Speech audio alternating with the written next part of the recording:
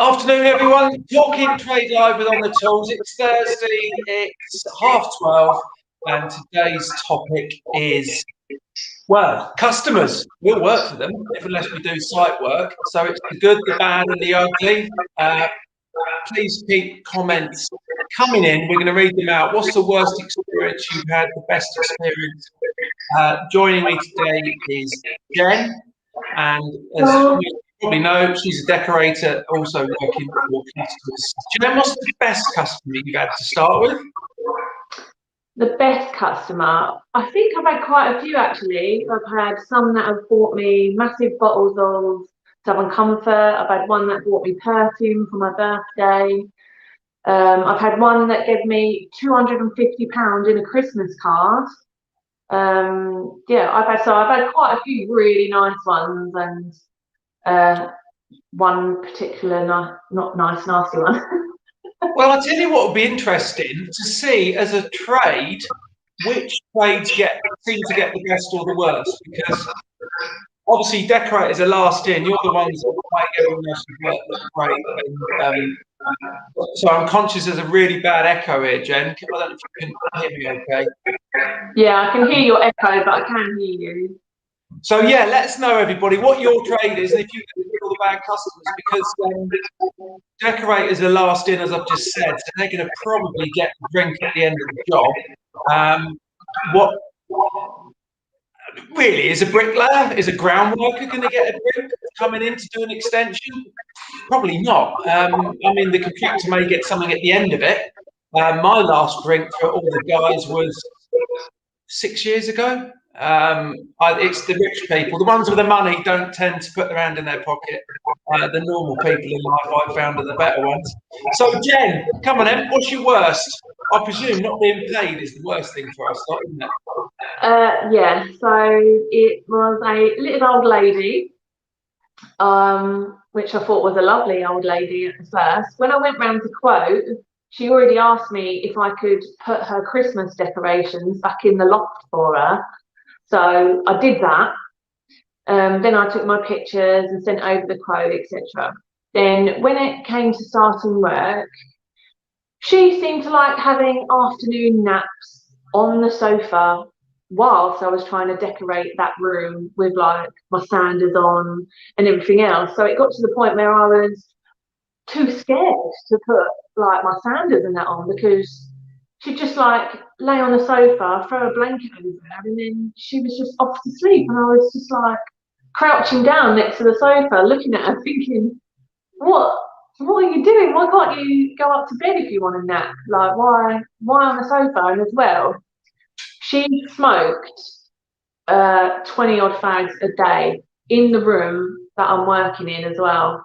And me not being a smoker, I would have told her to pack it up, because you can't go into someone's house. I mean, you can't even smoke in pubs these days. So to go into a place of work, doesn't matter what it is, have someone puffing around with a fag, I would have walked out, because that's not a fair environment to work in. I suppose the other customers that I was going to ask you this, Jen, the watchers. The ones that stand there and ask you a million questions. Oh, I've seen this on YouTube. And you're like, oh, go and do it yourself then. Have you had many watchers? I think they do if they're home, but majority of the time they're at work. So apart from obviously this old lady that sat or slept on the sofa the full time, watching me, I've had a few come in and go, oh yeah, and pointed up, but they go, what do you think of my cutting in then, Jen? And I'll look and I'll be like, yeah, don't give up your day job. Well, this is the thing, isn't it? You do get a lot of watchers that have been on YouTube, think they can do everything. I think my worst customers are the ones that don't pay. And the extensions, refurbs that we used to do, some of them up to $250,000 plus, they'd always get to the end and not pay the last instalment and come up with some crap, or just look you in the eye and say, take me to court. And it's not just me. There's many, many people around this area that I know that have been in the same boat. I think the problem with being self-employed is a lot of time, a lot of stress, and can be a fair bit of money to get money back out of somebody. And I think these customers know that. Knights Templar, it's always the old girls that like to tip. I think you're right. I think it's a generation thing. The older customers do make you more tea. They do give you a drink at the end of the job. I think you're right. I think it's a generation thing. Going back to the comments again, Sean Oliver, currently chasing money from a facilities management company. Bloody hell, Sean. It's terrible, mate. Facilities management company. I mean, it's, I only work in the private sector, so for customers, but companies like that. I mean, Jen, do we need to be, what's the word? Not more robust, but getting more money up front, because we're giving titles, all these cowboy builders, cowboy this and that, but at the end of the day, cowboy customers are worse than us. Well, with this old lady as well, she decided that she wasn't going to pay the final balance. So not only was it the fact that she was sleeping on the sofa in the room that I'm trying to decorate, she was smoking a 20 fags a day while I'm in there trying to work. But she also bumped me the last 400 and odd pounds from the final balance as well. And I thought, nice old lady, but she turned into quite a nasty, spiteful old lady that was trying to blame me for things that I never did, or that were in rooms that I wasn't even painting in, and just to get out of paying this money. She sent me like really long, nasty emails. She was just awful, but I still take, with every customer, I take a 30% deposit. No matter what the job, I take 30% upfront. And if it's a big job, I take stage payments throughout the job as well, which I did with this one. But again, got to the final balance and she just decided she didn't want to pay the final balance on this one. Well, there's a lot of them out there. I think as an industry, we've got to sort this out. Contracts, I still don't think there's a contract out there that I actually thoroughly believe in. There's various different ones, but I haven't found one that I'm happy with yet. Just changing the subject slightly, if you're wondering what's behind me, acros and various beams and stuff, because I'm on this charity project on the tools of covering. We're raising money for the Lighthouse Club, which is obviously the construction charity. So if you would like to come along, give us a hand. It's in North Surrey, looking for all trades to come and help, and we're going to be raising a lot of money for charity. So please get in touch with me on social media. It's going to be a riot. It's going to be a lot of fun here. Double story extension to build and a complete refit. So do get in touch.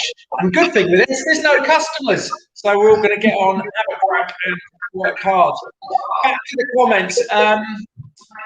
Aaron McGarry, the Michael Myers one's the worst. Not there, but when you turn around, they've appeared from nowhere. I'll tell you what, customers in the league of their own doing that. I know what you mean.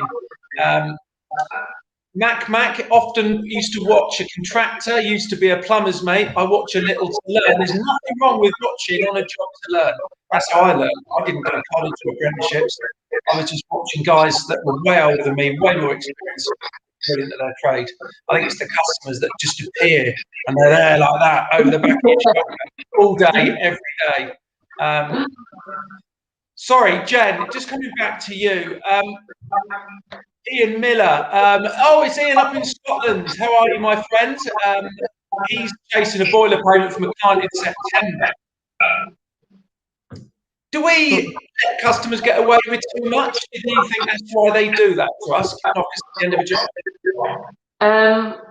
I think we are a bit soft. I know I certainly I didn't chase this old lady because of morally.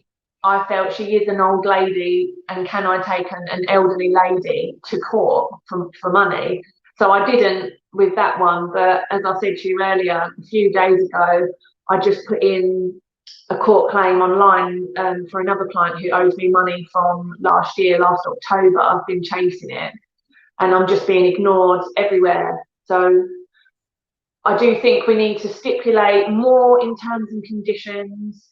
Start saying we're going to add interest on, and just make the point that if they want to try and bump us, then we're going to be taking them to court and adding on the interest. Well, I think we need a very simple contract that protects all tradespeople and customers for that matter, not these long-winded things that could be in Greek because they're all legal speak. Aaron McGarry back again. Oh my God, I'm going to tell you a story about your comment, mate. A clock watch says, "Oh, you finished at 2. It's not a full day. Any excuse to try and dock your money." Listen, we went in on a Saturday on a job to finish a bit of brickwork, and it was an extra bit on the front of the front wall, and I told them it's a day's work, so therefore it's a day's money. There was me and another lad, and we worked out if we knocked it out big time, get there early, no breaks, no tea, we could be done by 2. What you said, and he didn't pay me the full day's money. Now, a price is a price. A price is a price. He accepted the price. If we finish at midday or midnight, you still pay us that amount. I'll tell you the most important thing on any job, Jen, tea. Do you think enough tea is given to us trades? I get quite a lot made for me, depending on the houses. Obviously, at the moment, with COVID and everything, there's still a lot of clients that prefer not to make you tea, but there's always a cup, a spoon, the kettle and everything left out for me to help myself if they're working from home and too busy to make me one. But I do love the other old ladies that bring up 11 Cs. She goes, "Oh, it's 11 Cs," and brings up a plate of biscuits and a coffee, and then at lunchtime I got 2 rolls and more coffee and crisps, and then at, say, like 3 in the afternoon I get more biscuits and more tea. But yeah, I'd say I actually get treated quite well, actually. Well, I don't understand. People must realise, give us a cup of tea, I mean, price, biscuits or cake, we're going to do so much more for you. And also, it's manners, ask how you are and, make tea and coffee. Yeah. I just think at the moment, where with COVID and everything still lingering about, I think clients are a bit more wary of making you tea from their own mugs, and John Scott, the worst are hagglers. God, bloody hell, I hate them. Don't give mates rates to strangers. Totally agree. Losing the title, isn't it? Mates rates, and strangers asking for it, they can do it. Well, that's what I did with the one that I'm just decided to take to court. I did do mates rates for, and he still bumped me. No, I mean, it's free estimates. This is another thing we talked about a few weeks ago. Would we be charging for estimates? We got Mr. London Plumbers joined us. I'm actually in the classroom, guys. But yeah, I'm here. How's it going? Yeah, good. We're just going. I'm just going to go back to the comments. John Scott was saying free estimates meaning you get the total cost for the job and nothing else. If you want the materials list and breakdown of expenses, pay for it. Sign a contract to guarantee the job. Jen, do you ever break down your materials and labour? Because I think it's a bit of a cheat. I actually do break it down. On my quotes, I do a description of works, cost for labour. I then list all materials, and then it's a materials price, and then the deposit or stage payments. Everything gets worked out at the bottom at the end. I just use an app for mine though, so it's got its place and it does it all for me really. But I do write it out that way. Jake Woodward, clients who like to buy the materials. Mr. London Plumber, probably not much for you unless you're doing bathrooms and stuff, but I'm not a fan of that because you can't guarantee the quality.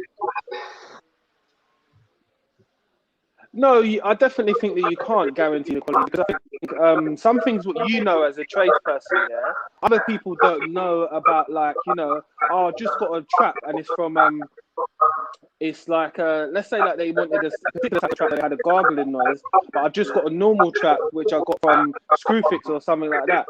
You and I know that might not be the best quality one we're looking for. So sometimes the quality control can't be done by the customer due to just looking at the price. It's a bit, like someone looks at it and they're like, oh, I'll just go for the cheapest one, which isn't always the best. Could you log back in, mate? Because the echo on this is almost impossible to hear. No worries, I'll log back in now. Sorry, Jen, just going back to some of the comments here.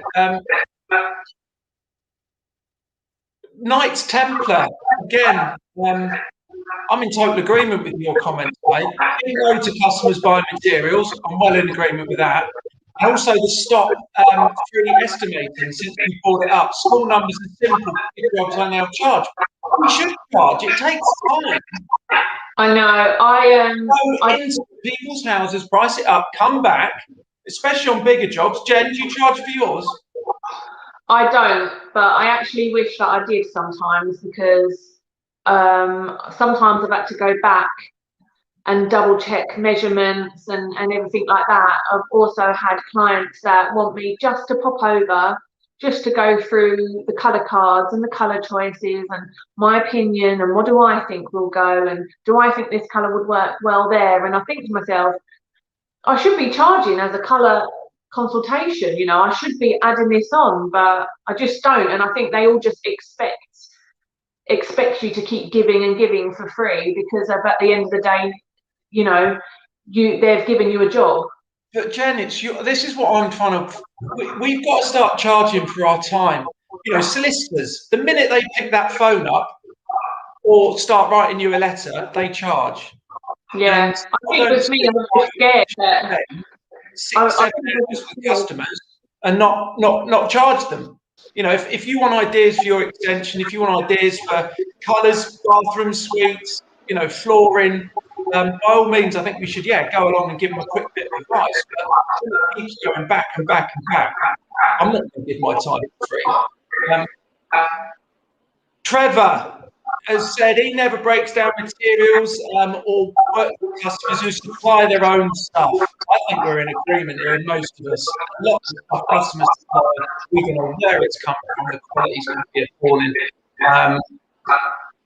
Other comments, Mark Andrews asking for stage payments throughout the project is okay. Interestingly, I never done stage payments. I always do weekly calls. My theory is if you are on a job extension, you get paid on all the brickwork's done, you're up to plate. But with 4 courses off and you had a month of snow, you're not getting paid. So I get a weekly 20% up front, weekly draw, which is the same, and then a retention amount once something's finished. So, I thought that helped with it didn't. Mr. London Plumber, what's your worst customer? My worst customer I probably had was someone who was just interested in changing their mind at every stage and just wasn't happy with, obviously, sometimes what they've picked. They picked a bath, but they wasn't happy with it because of how it looked aesthetically. And just wanted to share the blame when, you know, like, I think at some points I stand back and I do what someone asks me to do. Sorry, there's a really bad echo. I don't know, Jen, could you turn yours down a little bit? I'm not sure where it's coming from, but I can just hear it. I can only hear it your end, Andy. Sorry, back to comments. I'm going to try. There's a good one from Michael Radcliffe. The one that annoys me is I'll pay you cash, because it doesn't make it cheaper. As he rightly says, it means you've got to queue up at the post office for an hour and put it in the account, and it's got to go through your books. Also, listen, we've all done cash. Anyone that says they haven't is lying. You can't spend it. You can't pay for your mortgage, your holiday, your car, you know, everything these days. You know, we're virtually cashless. So, you know, if you do a cash job, it's a nightmare to try and spend it. So I think that's another thing. These people think, oh, you're saving money. No, pay it through the books, mate. Then it's all legit, and there's comeback as well. I do find that if people say, oh, how much for cash, and I'm like, well, the same, because I've still got to go and pay it in the bank and end up, you know, having to pay tax on it and everything else. So like, I would not, you know, but they do think, you know, if they do pay you cash, that you'll knock a big wedge off. I think they feel as if it's a big incentive with the cash nowadays, because it's like, you know, can I get a better price because I'm paying cash? But really and truly, it's not really. You should really be getting a higher price if you're paying cash. But I think it's seen as an incentive, as in like what's instant money. But also cash. If I pay cash in, I get charged 0.95% to my bank. So if I'm paying in £1,000, why am I paying nearly a tenner for that privilege? Customers can just do a back transfer. It's quicker, it's easier, and I'm not losing a tenner. Yeah. I think David Lewis agrees with that. He said cash deposits are often more expensive to bank with, and they are. So customers do know this. Barry Holt's worst customer was a woman who wanted me to put power back on to make a brew. She made her own and said, right, turn it off again. Left it off all day to the annoyance of other trades. See, this is the other thing. Customers don't realise when they don't pay us, we might leave them a nasty little surprise. I'm not saying I've done it, but I'm sure people have. And listen, there's a lot of examples of people turning water off, putting an isolating valve somewhere in the middle of nowhere, and no one can find it. As you say, power's another thing. Jen, have you ever left a surprise to someone not paying? No, although I have been told to. I forgot. I did actually have another nightmare client who wanted to knock £200 off. At one point, her and her boyfriend were having sex in the bedroom while I was decorating the other bedroom. Whoa. I was redecorating. Are you sure you were working, Jen, or is that one of your weekend things that you go to?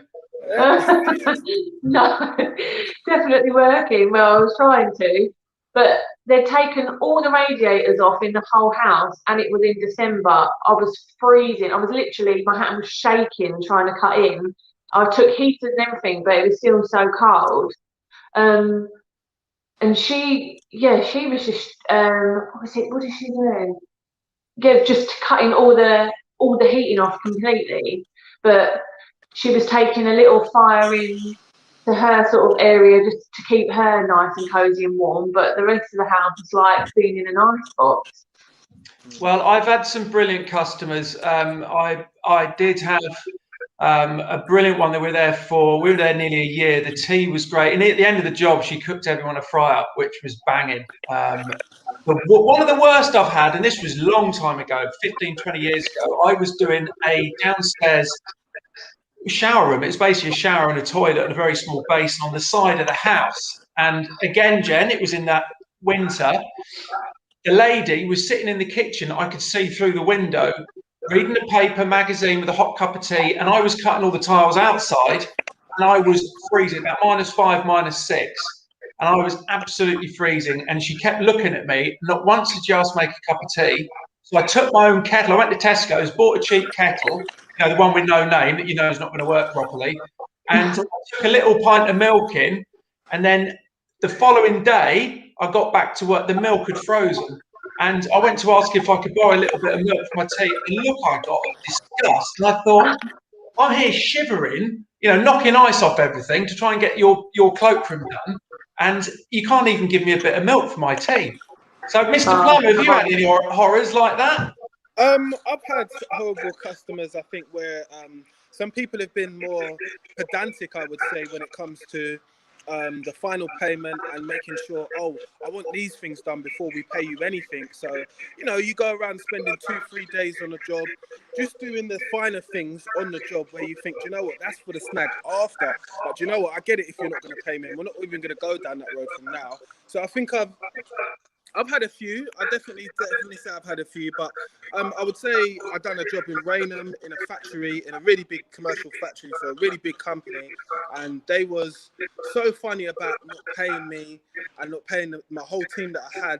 I gave most of my money, what I had in my hands, to my friends to be paid, and I said, I'll come back for the 2 days and suffer and wait for this guy to pay me just a little bit of money, because I just realised to myself sometimes, I get it. People want something done, but there's obviously a way of going about it and just being human about it, not being a dick or an arsehole. Like, we can all do that in your spare time, but I think sometimes to perpetuate that against each other, I could tell the type of person he was before, because like I said, I heard him speak to people in the company, so I knew what kind of person he was. I just didn't realise he was going to do it to me. That's what was more of the taken back, because other than that, he seemed really cool, but when I experienced that from him, I said, like, after he paid me, I gave him the lecture after. I said, you know what, you shouldn't treat people like that, you know.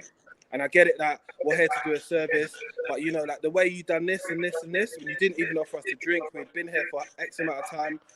You weren't interested in helping us with finding the valves, doing nothing. But okay, I get it. We've got the job done. But in future references, if we do any jobs for you, anytime future, everything has to be signed and paid way in advance. Sorry, I'm smiling, Mr. Plummer, because Aaron McGarry's been back on. This guy seems a legend. Someone didn't pay me once. It wasn't silly amounts, but it was on a posh estate. Their door was unlocked on their car, so I let the handbrake off. The car was in the middle of the road, causing an obstruction. Listen, there's so many ways of us getting our own back, and you know, being pleasant, asking how we are. You know, a cup of tea here and there. It's not asking much. There's definitely David Lewis has said the same. It's the people with the money, the ones that don't pay. Totally and utterly agree with that. There's, I don't get it. Why people, as he says, that are struggling a bit are the fastest payers, more likely to give us a tip. They're normally the people who are the nicest. Like, they're going out their way to give you a cup of tea. I've had old ladies, I've come to siphons in their house, and I get them for free. Yeah, that's the truth. So if I get it for free, I'm not going to use it at my house. I'll fit in someone else's. Oh, how much do you want paying for that? Don't worry about it. The ladies went in, a person bought me out 20 quid, get yourself something nice. I said, listen, I appreciate that, because some of the people in the houses I go to in Belgrave Square, they ain't even asking you about the parking. The parking's like £22 an hour, mate. If you sort the parking out, we're fine. Do you know what I mean? Well, just conscious of running out of time. Half an hour's flown by. Just to finish off, this job I'm sitting on with the acros and whatnot behind me is the charity project raising money for the Lighthouse Club. On the tools are going to be covering it, starting the 19th of April. All trades are welcome. Come down. Obviously, going to pay you, but all I expect is give 10% of your wages to the Lighthouse Club, because without them, you know, a lot of us trades have struggled over the years, mentally, physically, and financially. So they've been a brilliant charity. So come on down. We've got a lot of coverage from On the Tools. I think the Mirror are covering it. ITV News are coming down. We're going to have a lot of youngsters in here learning their trade. So it's going to be a lot of fun. And yeah, it's in North Surrey. Drop me a message on Instagram. It'd be great to have you along, because there's no customers here, so we can have an absolute riot and also graft away. The kettle's always on, and I think from what we've learned from this little chat today, customers can be brilliant, but they can also be nightmares. So I think the only advice to everyone is try and get some sort of agreement, written contracts up front, even if it is just for a week's work, because listen, we all need every penny we can get. But things are busy. Everyone's grafting away at the moment, so that's great. I think we've got one of the biggest booms coming up in construction for the last 50 years for various reasons. So have a great afternoon, everyone. Mr. London Plummer and Jen, thanks ever so much. And yeah, let's go about the charity project. It'd be great to see you all here. And I'll be back same time next week. Thank you, Andy. Thank you. Cheers, Andy. Thanks, Jen. Bye. See ya. Bye.